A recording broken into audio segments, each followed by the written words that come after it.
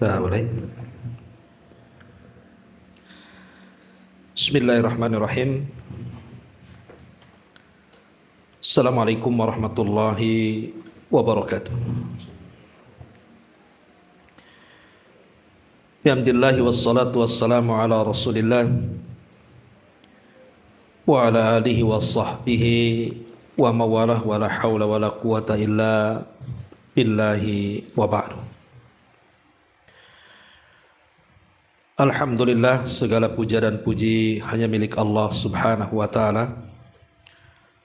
Salawat dan juga salam kita hadiahkan kepada Rasul kita Nabi besar Muhammad sallallahu alaihi wa ala alihi wasallam. Kita lanjutkan kembali kajian kita, masih membahas kalimat-kalimat singkat namun syarat dengan makna dari kalam Nabi sallallahu alaihi wa ala alihi wasallam yang diambil dalam kitab Bahjah Qulubil Abrar. Kita baca dulu hadisnya, baru kita jelaskan. An Abi Hurairah radhiyallahu anhu qala qala Rasulullah sallallahu alaihi wasallam unduru ila man huwa asfala minkum wa la tanduru ila man huwa fawqakum fahuwa ajdar alla tazdaru ni'matallahi alaikum, muttafaqun alaih. Dari Abi Hurairah radhiyallahu an, Nabi sallallahu alaihi wasallam bersabda, lihatlah orang yang berada di bawah kalian dan jangan pernah melihat orang yang berada di atas kalian, karena itu akan dapat membuat kalian tidak meremehkan nikmat Allah subhanahu wa ta'ala yang dianugerahkan kepada kalian. Di dalam riwayat Muslim juga disebutkan, idza nadhara ahadukum ila man fuddila alaihi fil mali wal khalqi falyanzur ila man huwa asfala minhu. Jika seseorang di antara kalian melihat orang yang diberikan kelebihan dari dirinya dari sisi harta dan kesempurnaan badan, maka hendaklah dia melihat kepada orang yang berada di bawahnya. Hadis ini juga dikeluarkan oleh Imam Muslim. Ma'asyiral muslimat yang dimuliakan Allah subhanahu wa ta'ala, hadis ini adalah hadis yang sangat agung sekali, karena hadis ini bisa dijadikan kaedah dalam hidup kita. Dan siapapun yang mengamalkan hadis ini dengan betul-betul pengamalan, pasti hidupnya akan tenang. Hidupnya tidak akan stres. Hidupnya tidak akan galau. Hidupnya tidak akan sedih. Karena hadis ini adalah hadis yang menganjurkan kepada kita agar tetap terus mensyukuri nikmat Allah subhanahu wa ta'ala. Ma'asyiral muslimat yang dimuliakan Allah subhanahu wa ta'ala, kita contohkan beberapa contoh supaya paham dengan hadis ini. Kalau seandainya Allah subhanahu wa ta'ala takdirkan ibu melihat ada orang yang akalnya mungkin kurang sempurna, entah dia stres, entah dia gila, atau terkadang waras, terkadang gila, maka ibu akan bersyukur bahwa akal kita masih waras dibandingkan orang itu.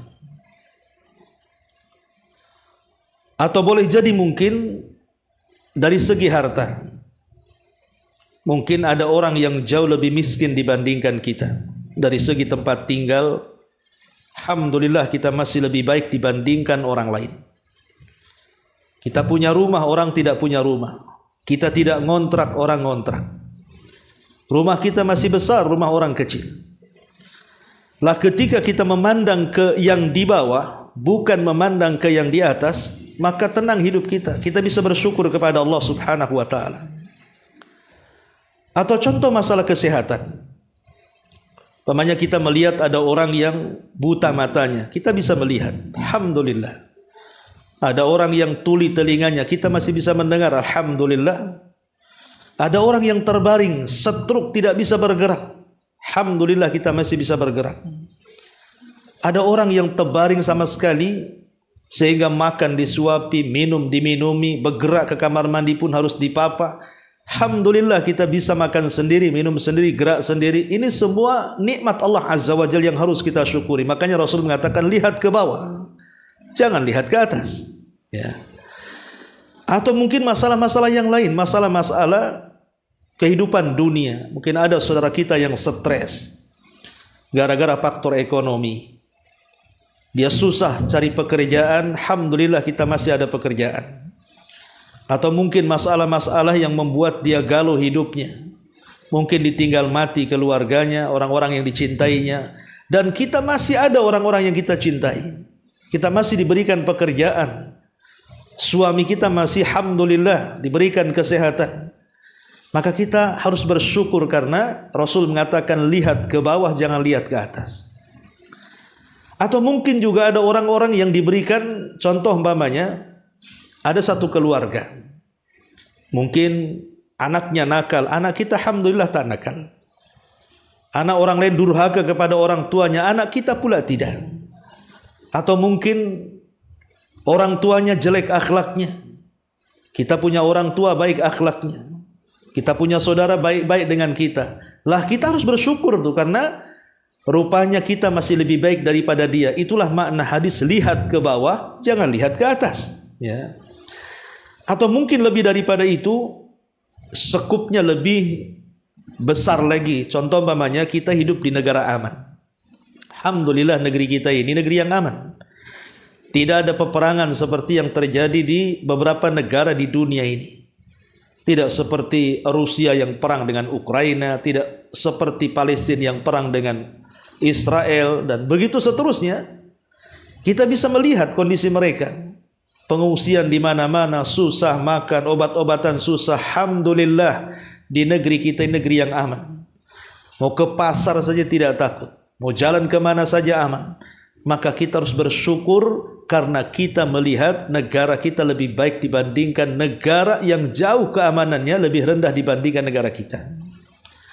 Ataupun mungkin dari segi ekonomi, alhamdulillah negara kita masih lebih baik dibandingkan negara-negara yang miskin, yang susah orang-orangnya cari ekonomi, cari pekerjaan. Sebagian mereka harus kelaparan. Kita tidak ada kelaparan di sini, alhamdulillah. Maka dengan melihat kondisi-kondisi orang yang di bawah kita itu, Bu, kita lebih bisa bersyukur lagi kepada Allah Subhanahu wa taala. Bahwa negara kita negara aman, negara kita juga ekonominya lumayan, dan negara kita juga dipimpin oleh pemimpin yang baik dibandingkan negara-negara yang lain. Ini sebuah nikmat yang harus disyukuri oleh kita. Jadi kaedah ini berlaku pada semua tempat. Mungkin jabatan. Tetangga kita mungkin memiliki jabatan tinggi. Jangan lihat ke tetangga yang punya jabatan. Lihat ke tetangga yang sebelah kanan atau kiri yang lainnya, yang jauh sama sekali seperti kita. Mungkin boleh jadi di bawah kita, supaya kita lebih bersyukur lagi. Atau mungkin dari segi akhlak. Ya, dari segi akhlak, ada orang-orang yang akhlaknya di bawah kita. Mereka mungkin suka marah-marah, suka dendam, suka ini, suka itu. Kita alhamdulillah tidak seperti dia. Bersyukur, ya. Karena ada orang-orang yang diuji, umpamanya ada suami, istrinya itu subhanallah suka menyakiti. Ibu tidak pula, alhamdulillah saya tidak pernah menyakiti suami saya. Ya. Jadi perkara-perkara seperti ini, ibu punya tetangga baik. Alhamdulillah saya punya kawan itu tetangganya jahat sekali. Nah, jadi kan kita bersyukur, Bu, ya kan? Jadi semua perkara kalau kita lihat dan melihatnya ke bawah, tidak melihat ke atas, pasti kita akan bersyukur. Ada orang yang tidak punya keturunan, sehingga dia ke sana kemari cari obat, terapis, tidak juga diberikan keturunan. Alhamdulillah ibu punya anak, anaknya banyak lagi. Bersyukur. Rupanya masih ada orang-orang yang di bawah kita. Apalagi, pokoknya masalah-masalah yang ada depan kita, Bu, itu bisa digunakan untuk bersyukur kita kepada Allah Subhanahu wa taala. Ya, ibu punya kendaraan, anggaplah buruk-buruk gitu ya kan. Lihat sama orang yang jalan kaki itu. Jangan lihat yang punya kendaraan yang mereknya lebih tinggi. Nah, gitu maksudnya ya. Oh, alhamdulillah, saya walaupun kendaraan kayak gini masihlah punya motor. Si fulan tuh tak ada, sepeda pun tak punya. Jadi makin bersyukur jadinya kan. Jangan kemudian akhirnya melihat kendaraan tetangga yang jauh lebih baik, akhirnya capeklah pegel. Kapan saya seperti dia, kapan seperti dia. Kapan rumah saya seperti dia, kapan rumah saya seperti dia. Kapan saya ingin punya pekerjaan seperti dia, seperti dia. Dan begitu seterusnya. Capek tuh kalau orang nenggak ke atas tuh. Pasti leher kita akan terputus tuh kalau nengok ke atas terus. Makanya di sini Nabi SAW mengatakan, lihat ke bawah, jangan lihat ke atas. Ini kaidah hidup namanya. Ibu kalau ngamalkan hadis ini, Bu, saya yakin, Bu, pasti ibu akan tenang hidupnya. Kenapa? Karena ibu akan merasa qanaah masalahnya. Qanaah itu artinya redho dengan pemberian dan bersyukur dengan pemberian. Kalau ibu lagi jalan nih, tiba-tiba ada orang kecelakaan di jalan, alhamdulillah, bersyukur bukan saya yang celaka. Ibu kemudian melihat ada rumah kebakaran, ibu bersyukur, alhamdulillah bukan rumah saya yang kebakaran. Akhirnya kan jadi qanaah, Bu.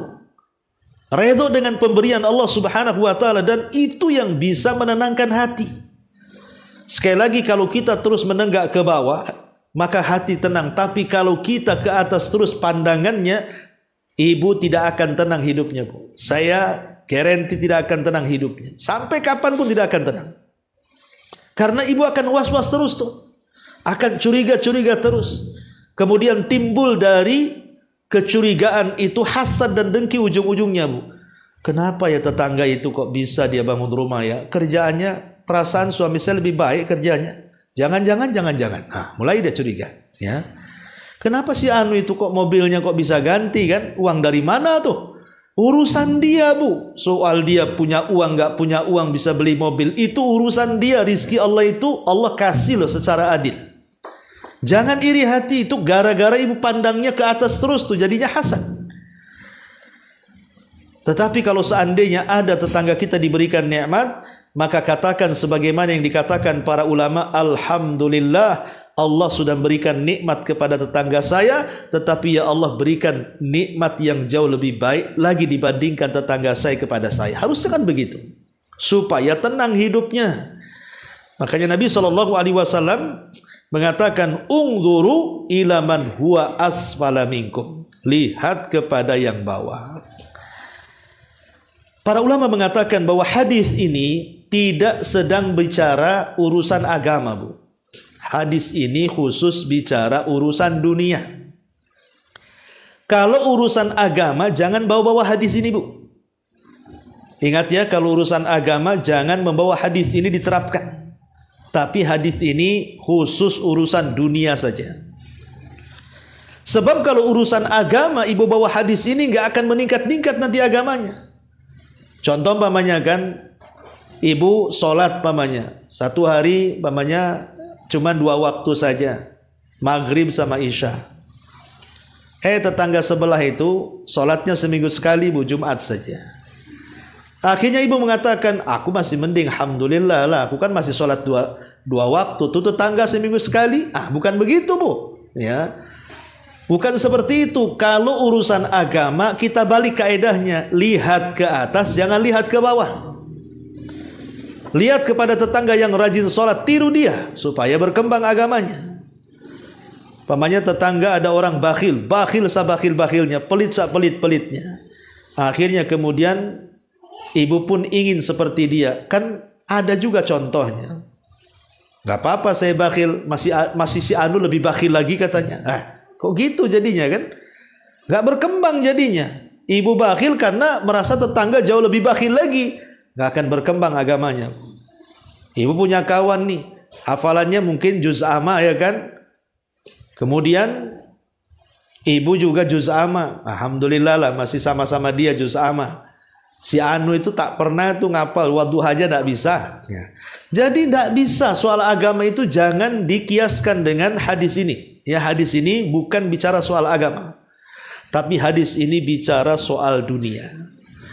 Taib, masyarul muslimat yang dimuliakan Allah Subhanahu wa taala. Apa yang kita bisa petik dari hadis ini? Yang pertama, disebutkan para ulama, hadis ini mengajarkan kepada kita alla tahkira ni'amallahi ta'ala. Hadis ini yang pertama mengajarkan kepada kita agar jangan meremehkan, jangan sampai meremehkan nikmat-nikmat Allah yang telah Allah anugerahkan kepada kita. Dengan melihat ke bawah itu akhirnya kan kita tidak meremehkan jadinya kan. Lihat orang buta, kita tidak buta, akhirnya bersyukur akan nikmat mata. Lihat orang tuli, kita bisa mendengar, akhirnya bersyukur akan nikmat mendengar. Lihat orang bisa makan, satu kali kita pula 2-3 kali, alhamdulillah. Berarti kita bersyukur akan makanan, bersyukur akan minuman. Lihat tempat kita lebih besar, tempat orang lain kecil, alhamdulillah bersyukur akan rumah. Lihat suami saya masih lebih baik dibandingkan suami orang, akhirnya lebih bersyukur ibu punya suami. Lihat ibu punya anak lebih baik, ya, dibandingkan anak orang, bersyukur punya anak akhirnya. Jadi tidak ada satupun nikmat ujung-ujungnya bersyukur jadinya tuh. Dan syukur nikmat itu membawa nikmat dan mendatangkan nikmat yang hilang. Bukan hanya mendatangkan nikmat yang hilang, melipat gandakan nikmat yang ada. La in syakartum la azidannakum. Kalau kalian syukur, kami tambah nikmat kalian. Kan enak Bu, ya kan? Jadi ini faedah yang pertama hadis ini, bahwa hadis ini supaya kita menjadi orang yang tidak pernah meremehkan dengan cara melihat ke bawah, tidak melihat ke atas. Jadilah kita orang yang menjadi orang yang syukur nikmat kepada Allah Subhanahu wa taala. Ini yang pertama. Kemudian yang kedua, annahu idza nadhara ila man huwa aqalla minhu yartah bidzalika qalbu wa tatma'innu nafsu wa yarda bima qasama Allahu lahu wa hadzal ridha huwa min asbabin nailis sa'adati kama qala ba'duhum laysat as-sa'adatu an tamlika akthar mimma yamlikun nas walakin as-sa'adata an tarda akthar mimma yardan nas. Yang kedua, kata para ulama, apabila kita melihat kepada orang yang lebih rendah dibandingkan kita, lebih bawah dibandingkan kita, itu bisa menenangkan hati. Hati kita tenang, jiwa kita akan tentram, hati kita akan tenang, jiwa akan tentram, dan kita akan redha dengan pemberian Allah. Apapun yang Allah berikan kepada kita, kita akan redha. Itu kalau kita suka melihat ke bawah tuh Bu, pasti akan redha Bu. Tapi orang kalau lihat ke atas, dipastikan tidak akan redha hidupnya, dan pasti akan banyak keluh kesahnya. Orang kalau suka melihat ke atas, pasti akan banyak mengeluh kepada Allah Azza wa Jalla. Kenapa orang itu begitu, kenapa saya tidak? Kenapa orang itu bagus, kenapa saya tidak? Kenapa orang itu kok usahanya bagus, kenapa saya tidak? Akhirnya mengeluh Bu, ya. Kenapa saya sakit terus, kenapa orang sehat? Akhirnya dia pun menjadikan ujian Allah itu sebagai azab bagi dia, dan ini kan bahaya Bu, ya. Tidak boleh seperti itu.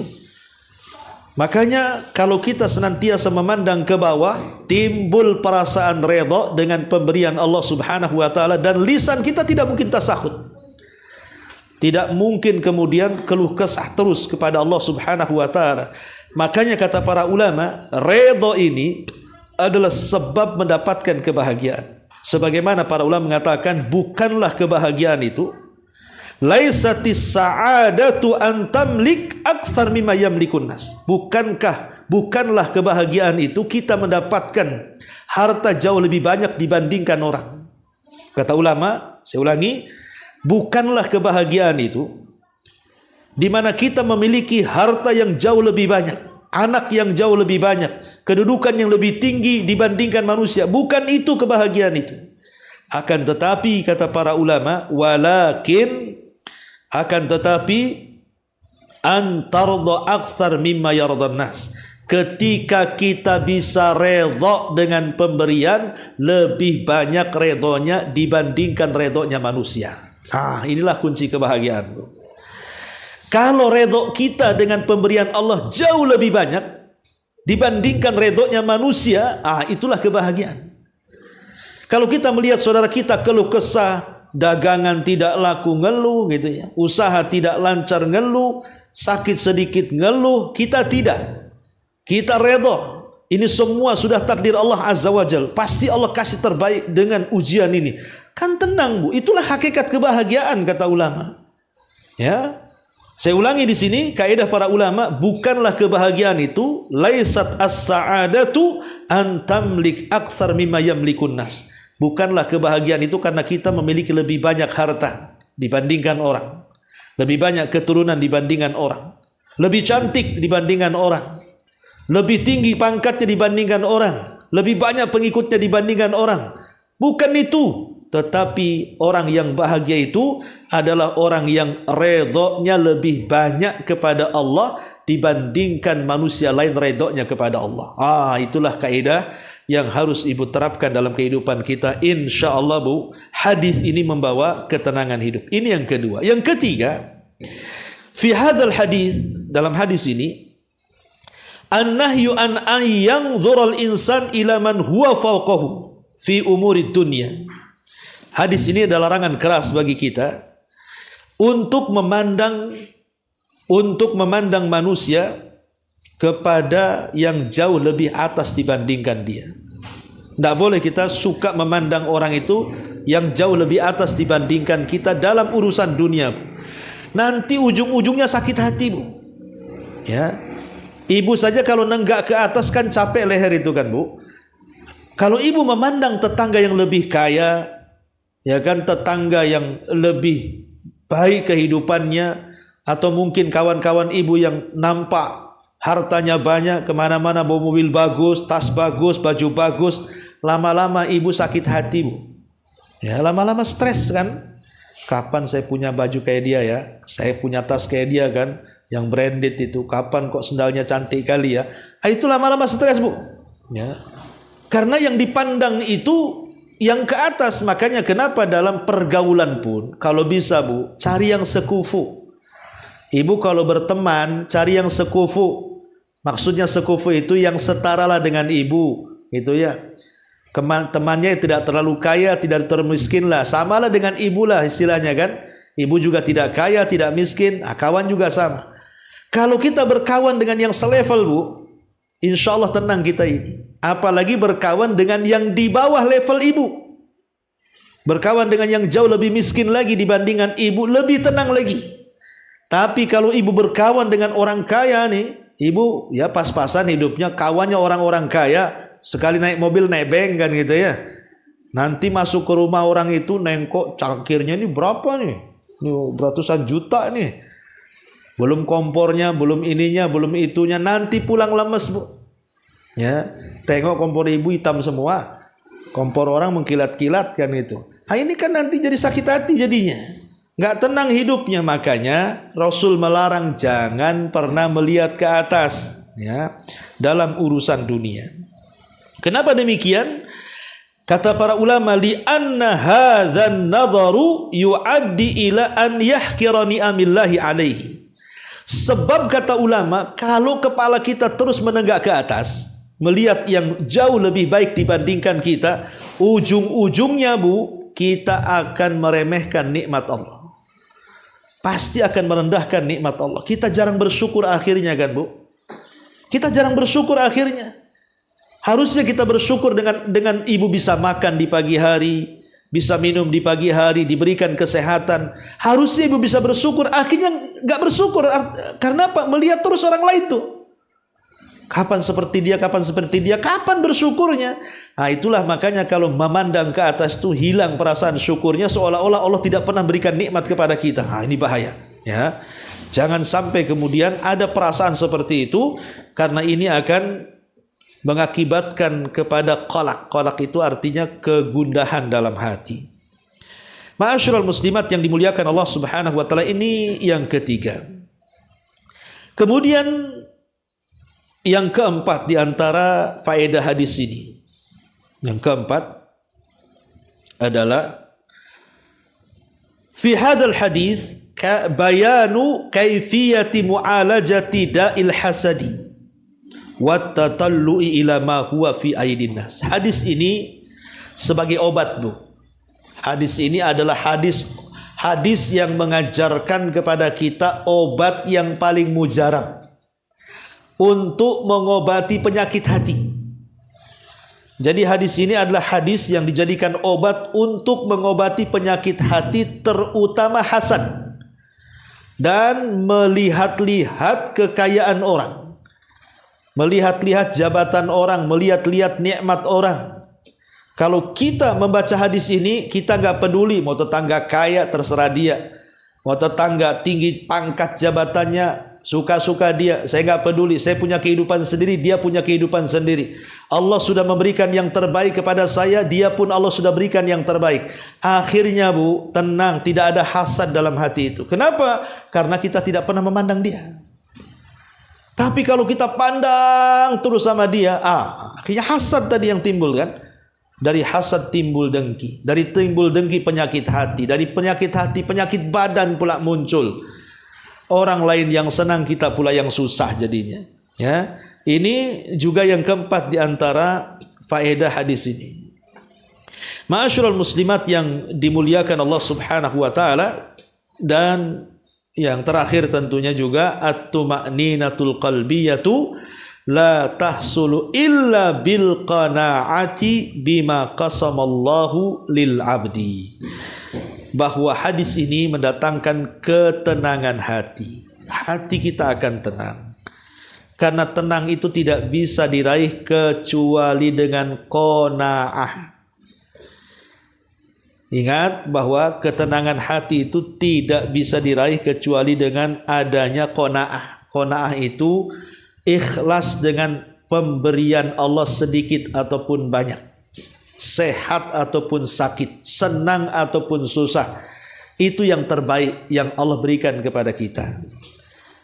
Sebab kalau kita tidak qanaah dengan yang tidak senang, qanaah yang senang-senang saja, ini bahaya. Kalau senang qanaah, kalau tak senang tak qanaah, enggak begitu. Qanaah itu sedikit bersyukur, banyak tambah bersyukur, sehat bersyukur, sakit pun tetap bersyukur. Bagaimana orang sakit bersyukur, Bu? Melihat kepada orang yang jauh lebih sakit. Ibu hanya flu saja, tetangga itu sampai vertigo, Bu. Kalau minum obat jadi percie nantinya. Perempek, Bu, kata Pak Jul tuh. Intinya bahwa kalau orang suka qanaah, Bu, tenang hidupnya, Masya Allah, Bu. Nggak akan orang itu stres hidupnya. Sesusah apapun pandangan manusia melihat kita tuh, nggak akan susah hidupnya. Iya, mungkin memandang pandangan manusia kepada kita kasihan. Mereka mengkasihan-kasihani kita tuh, orang-orang itu. Kasihannya hidupnya orang itu, ya, rumah ngontra ini itu usahanya susah. Padahal kalau dibanding-bandingkan kehidupan hatinya, orang yang dianggap kasihan itu terkadang lebih bahagia dibandingkan orang yang mengatakan si anu kasihan. Dan itu banyak tuh. Ya. Karena ketenangan itu kan ada di hati, Bu. Bukan ada di harta, di pangkat, di jabatan, dan begitu seterusnya. Makanya Allah Subhanahu wa taala mengatakan dalam surah Al-Qasas ayat 79, ketika bercerita tentang kisah Qarun, ya.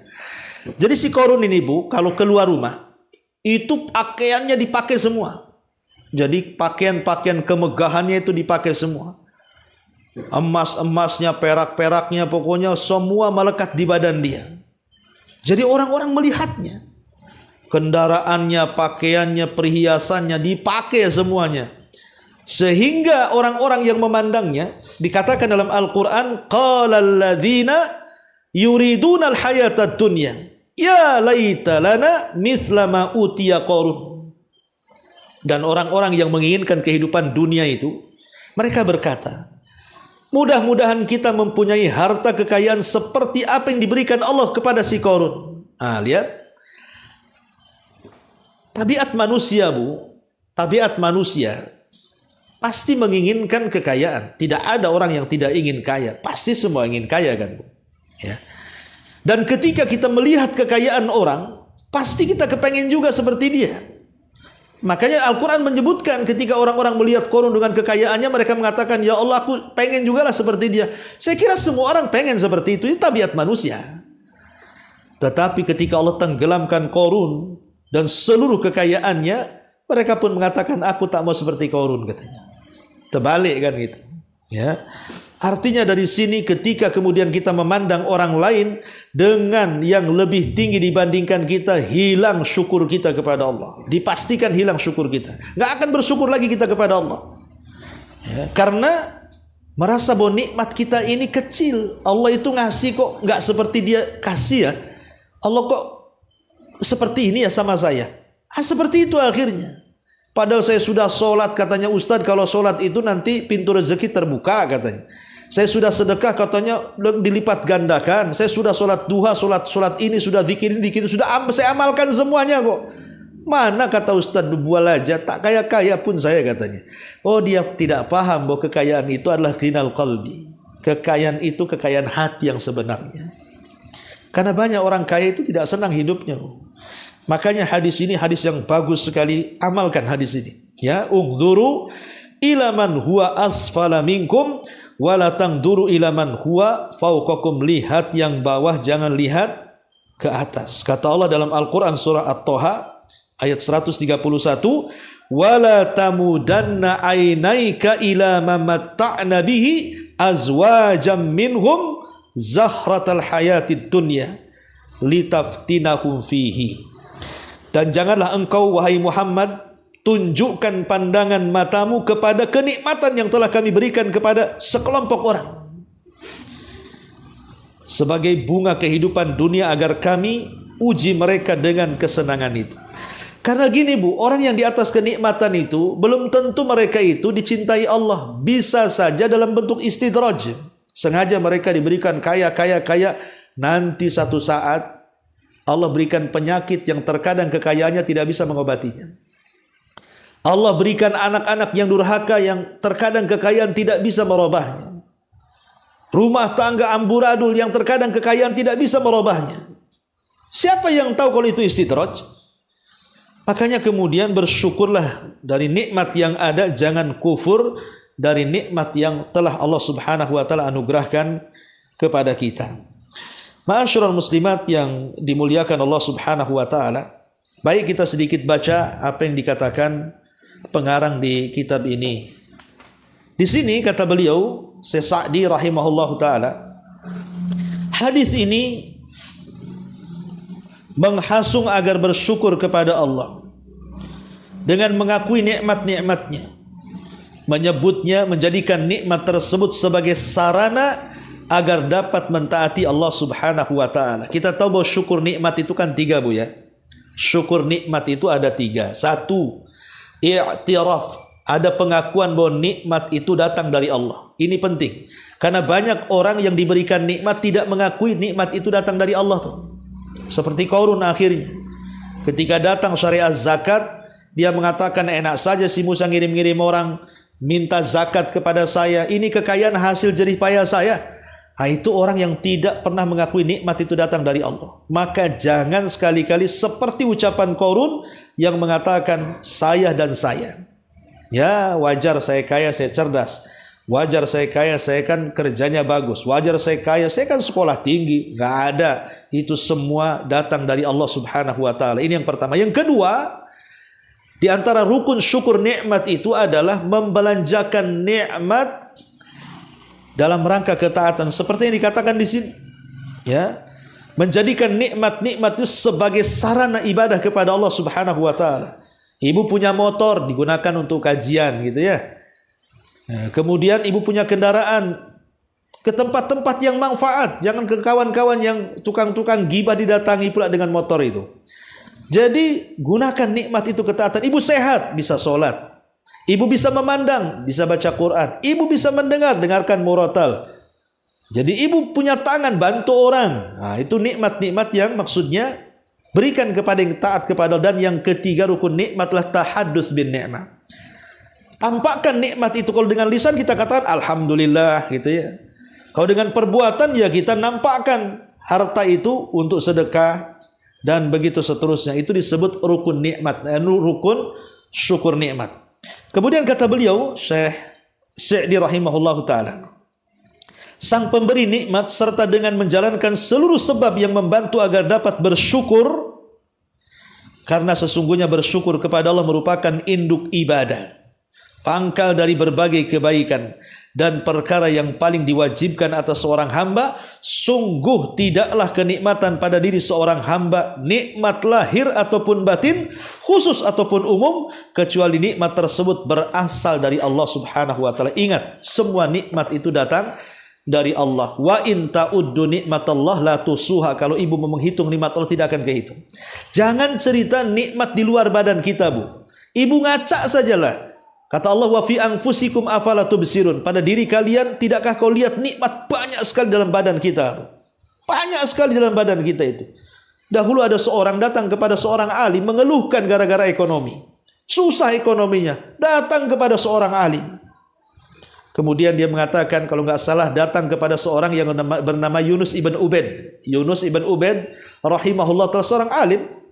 Lah orang ini mengeluhkan kondisi hidupnya susah. Itu aja nyanyinya itu. Dia datang kepada Yunus ibn Ubaid itu, ya alim, ya sang alim, ya ulama, ya imam. Dia mengatakan, aku ini sudah susah hidup katanya. Susah cari pekerjaan. Nasihati aku katanya. Akhirnya kemudian Yunus ibn Ubaid mengatakan, gini saja kalau kau ingin duit, bisa nggak kau copot matamu katanya. Saya beli matamu 1.000 dinar. Oh, enggak bisa lah imam, nanti saya buta pula katanya. Kalau tak mau matamu, copot telingamu. Aku beli 100.000 dinar. Enggak bisa lah, kalau saya copot telingaku budak aku katanya. Kalau enggak mau, udah otakmu aja kau copot katanya. Aku beli 100.000 dinar. Oh, enggak mau, nanti gila pula aku katanya. Akhirnya disebutkan satu-satu anggota badannya itu. Ketika mau dibayari 100.000 dinar, dia tak mau dari atas kepala sampai kaki. Apa kata Yunus ibn Ubaid? Sebenarnya kau ini kaya sebenarnya. Coba kalau kau jual semua anggota badanmu itu, berapa ratus dinar kau dapat katanya. Kau tidak bersyukur saja itu. Nah, lihat. Nah, bagaimana kemudian ulama ini mengatakan bahwa kita ini kaya. Lihat orang-orang yang kekurangan oksigen tuh, Bu. Mereka harus membeli oksigen di rumah sakit ratusan juta, Bu. Lihat orang yang kekurangan darah itu, terkadang cari darah, cari AB, cari A, susah sekali. Sampai akhirnya taruhan, siapa yang punya darah sekian uangnya. Saking susahnya kesehatan itu. Lah itu dalam badan kita ada nikmat loh, ya. Disyukuri, maksudnya begitu. Kemudian di sini Nabi telah memberikan sebuah solusi yang menakjubkan sekali.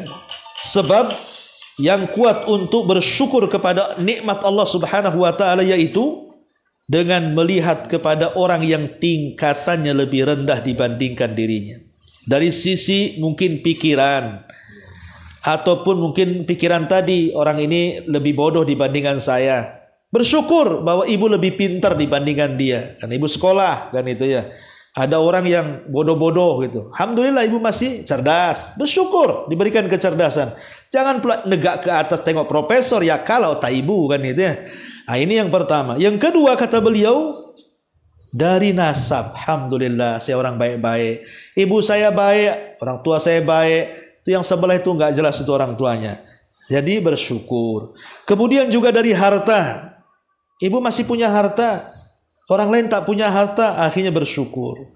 Kemudian dari berbagai jenis kenikmatan dunia, ketika dia melakukan cara pandang seperti itu, hal tersebut akan mendorongnya untuk banyak bersyukur kepada Rabb-nya dan memujinya, karena dia selalu melihat banyaknya makhluk yang posisinya beberapa derajat di bawah posisi dirinya dalam berbagai kriteria yang telah disebutkan di atas. Ma'asyiral muslimat yang dimuliakan Allah Azza wa Jalla. Kemudian beliau memberikan beberapa contoh di sini. Kata beliau, dia melihat banyak manusia yang dicabut akal-akal mereka. Dia pun memuji Allah karena kesempurnaan akalnya. Alhamdulillah saya masih waras, orang itu gila, gitu maksudnya.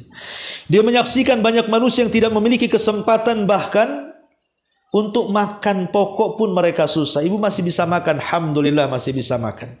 Lihat tuh para pengungsi di Palestina itu. Susah mereka sampai mati kelaparan. Dia melihat banyak manusia diuji dengan berbagai macam penyakit. Ibu tidak, alhamdulillah, ya adalah penyakit tetapi tidak separah orang itu. Alhamdulillah, ibu masih mensyukuri nikmat sehat walaupun yang tersisa. Kemudian dia memperhatikan banyak manusia di lingkungannya oleh keresahan, kesedihan, was-was, sempit hati. Kemudian dia melihat dirinya terbebas dari penyakit-penyakit seperti itu. Ibu tengok tetangga, ada orang yang duduk di pintu, melamun aja. Ibu tak duduk di pintu, kan itu ya. Artinya ibu masih sehat, masih tidak stres, alhamdulillah. Tetangga stres, ibu tidak. Kemudian juga dia memperhatikan banyak manusia dari lingkup keresahan. Kemudian orang-orang yang diuji dengan salah satu dari musibah-musibah tersebut, dia akan mendapati banyak manusia yang musibahnya jauh lebih parah. Artinya, cobalah pandang kepada orang yang di bawah, jangan pernah memandang kepada yang di atas. Insya Allah itu akan lebih bisa bersyukur lagi kepada Allah Subhanahu wa ta'ala. Kemudian kata beliau di akhir, beliau mengatakan ketika rasa syukur ini menjadi pangkal dari berbagai macam kebaikan sekaligus sebagai tanda adanya kebaikan, maka Rasul sallallahu alaihi wasallam mengajarkan Mu'adz untuk selalu dibaca setelah salat, inni uhibbuka fala tada'anna an taqula dubura kulli salatin maktubatin Allahumma a'inni ala dzikrika wa syukrika wa husni ibadatik. Maka Rasul memberikan saran kepada Mu'adz untuk dibaca zikir setelah salat. Allahumma ya Allah, a'inni ala dzikrika, bantulah aku untuk berzikir kepadamu, wa syukrika, dan bantulah aku supaya bisa bersyukur kepadamu. Itulah akhirnya dijadikan wirid pada setiap selesai salat, zikir dan bersyukur kepada Allah Subhanahu wa taala. Wallahu a'lam bishawab. Ini yang bisa saya sampaikan. Taib, sebelum saya tutup, Bu, silakan kalau ada yang mau bertanya.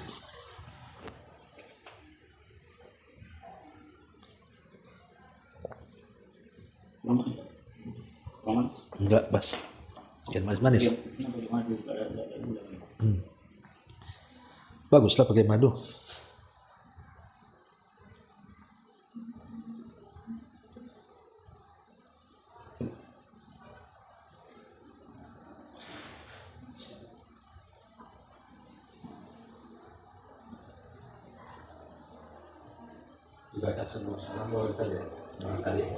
Zikir salat. Ya. Ada riwayat sebelum salam, ada yang setelah salam. Tapi kebanyakan lama setelah salam jadikan wirid salat.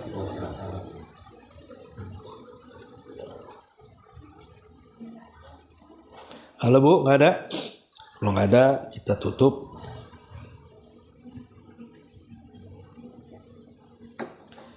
Ya, yang di YouTube ini, Ustadz, saya boleh tanya? Boleh lah. Mana pertanyaannya? Tak ada pertanyaannya.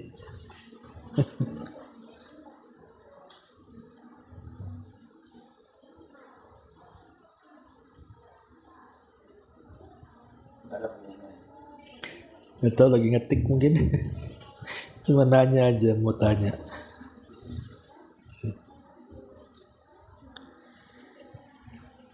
Taib, karena yang di YouTube juga lama ngetiknya, di sini pun tidak ada pertanyaan. Sampai di sini sajalah. Subhanaka wa bihamdika, asyhadu an la ilaha illa anta, astaghfiruka wa atubu ilaik. Allahu ta'ala alam. Assalamualaikum warahmatullahi wabarakatuh. Oh, ini pertanyaannya baru muncul. Ustadz, jika hati sedang futur, kita harus bagaimana? Satu, berdoa. Yang membolak-balikan hati itu adalah Allah Subhanahu wa ta'ala. Yang kedua, kalau sedang futur, Rasul mengatakan likulli sarratin fatrah wa likulli fatratin sarrah. Faman kanat fatratuhu ila sunnah faqad ihtadaw wa man kana ala ghairi dalika faqad halak. Pada setiap kesemangatan itu pasti di baliknya ada futur. Pada setiap futur itu pasti ada kesemangatan lagi. Maka barang siapa yang futurnya di atas sunnah, maka dia dapat petunjuk. Barang siapa yang futurnya tidak demikian, maka dia celaka. Jadi kalau kita sedang futur, minimalnya jangan maksiat. Itu saja. Ya. Mungkin kita lagi malas ibadah. malas pokoknya ke majelis taklim, malas ibadah, malas ini, pokoknya dimalaskan semua ibadah itu. Minimalnya kalaupun kita sedang futur jangan maksiat. Itu saja. Ya. Sebab kalau sudah maksiat, futurnya dibawa ke maksiat pasti binasa, akan terus tenggelam dan akan tenggelam dengan maksiatnya. Naudzubillah. Jadi berdoa kepada Allah, kemudian kalaupun harus futur maka jangan bermaksiat, cari teman-teman yang baik minta nasihatnya. Ya, teman-teman yang baik minta nasihatnya, berkawan dengan orang-orang yang semangat hidup. Jangan pula berkawan dengan orang futur, nanti makin futur pula dia. Ya, jadi kemudian yakin bahwa ada waktu-waktunya semangat dengan cara pemujahadah. Coba mujahadah, lawan futur itu, karena futur itu datang dari setan biasanya atau datang dari hawa nafsu. Ya, lawan setan, lawan hawa nafsu, dan teruslah meminta kepada Allah Subhanahu wa taala agar kita bisa kembali semangat. Wallahu alam, ini yang bisa sampaikan. Subhanaka wa bihamdika asyhadu an la ilaha illa anta astaghfiruka wa atubu ilaik. Allahu taala alam. Assalamualaikum warahmatullahi wabarakatuh.